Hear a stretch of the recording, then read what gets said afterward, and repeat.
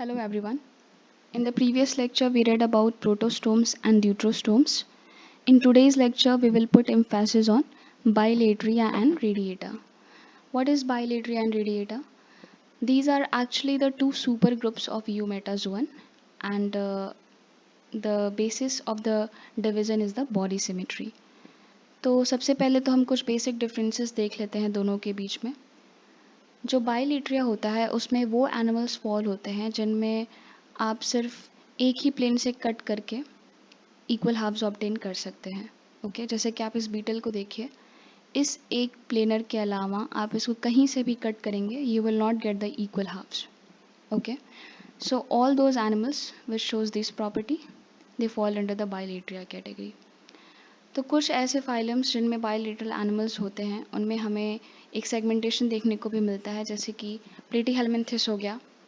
इसका एग्जाम्पल में आप फ्लैटवर्म्स में आप टीनिया सोलियम का देख सकते हैं, उसमें सेगमेंटेशन पाया जाता है. देन एनालीडा हो गया. एनालीडा में अर्थवर्म्स होते हैं जिसमें हमें मेटामेरिक सेगमेंटेशन देखने को मिलता है, which is approximately 100 to 120 number, I think. या और जो लार्जर बाइलेटरल एनिमल्स होते हैं उनमें हमें एक्सक्रीटरी सिस्टम्स, रेस्पिरेटरी सिस्टम और सर्कुलेटरी सिस्टम, ये सारे सिस्टम्स जो हैं वो वेल डेवलप्ड देखने को मिलते हैं. और जो फर्टिलाइजेशन होता है बाइलेट्रिया में, इट इज़ इंटरनल. रेडिएटा के केस में क्या है, ये जो एनिमल्स हैं इसको आप एक से ज़्यादा प्लेनर से कट करके भी 2 इक्वल हाफ्स ऑब्टेन कर सकते हैं. ठीक है, आप स्टारफिश को देखिए, आप इसको इस प्लेन से कट करें चाहे इधर से कट करिए, आपको 2 इक्वल हाफ्स देखने को मिलेगा. तो ऐसे जो भी एनिमल्स हैं they fall under the radiata category. ऐसे जो भी एनिमल्स होते हैं उनमें सेगमेंटेशन देखने को नहीं मिलता है. एग्जाम्पल में आपको पता है सीलेंट्रेटा, एनिकाइनोडर्मेटा.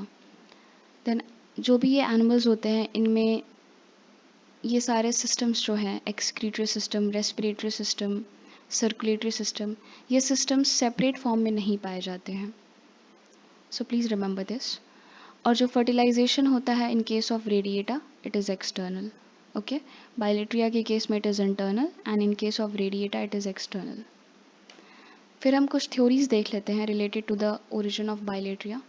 एग्जाम पर्सपेक्टिव से इम्पॉर्टेंट है. तो पहला जो हमारा थ्योरी है इट इज़ टीनोफोर पॉलीक्लैड थ्योरी.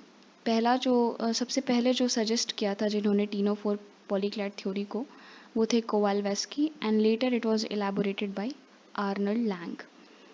तो इस थ्योरी का बेस क्या था? बेस ये था कि जो क्रीपिंग टीनोफोर्स होते हैं दे प्रोवाइड अ ब्रिज और the link between the radiate coelenterate ancestors and bilateral polyclad flatworms. यही इसका बेस था, लेकिन it was a rejected theory because it could not explain the biradial cleavage in ctenophores and spiral cleavage in polyclads. दूसरा हमारा theory है ctenophore trochophore theory. इसका जो basis है वो ये था कि जो टीनोफोर्स होते हैं और जो ट्रोकोफोर लार्वा होता है उनमें रिजेम्बलेंस देखने को मिलता है. ट्रोकोफोर लार्वा आपको पता है मोलस्का और एनालिडा में पाया जाता है. ओके, जो कि बाइलेटरल एनिमल्स हैं.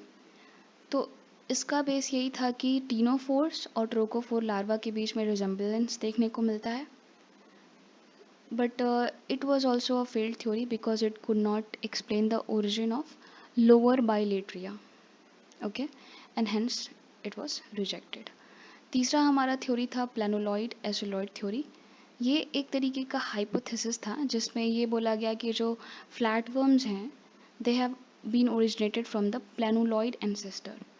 प्लानोलॉइड एंसेस्टर जो था वो एक इमेजिनरी कॉन्सेप्ट था, और ये कहा गया कि ये जो प्लानोलॉइड एंसेस्टर है it resembles with the planula larva. आपको पता है planula larva is the larva of the coelenterates जो कि रेडियल सिमेट्री शो करता है. फिर ये कहा गया कि जो ये प्लानुलॉइड एंसेस्टर है it later change into the platforms with bilateral symmetry. क्योंकि इसका कोई प्रैक्टिकल प्रूफ नहीं था इसलिए इसको ज़्यादा एक्सेप्ट नहीं किया गया. ये सारी थ्योरीज रिजेक्टेड थ्योरीज हैं, but exam point of view से आप एक बार देख लीजिएगा. तो ये हमारा बाइलेट्रिया और रेडिएटा के बीच में हमने देखा.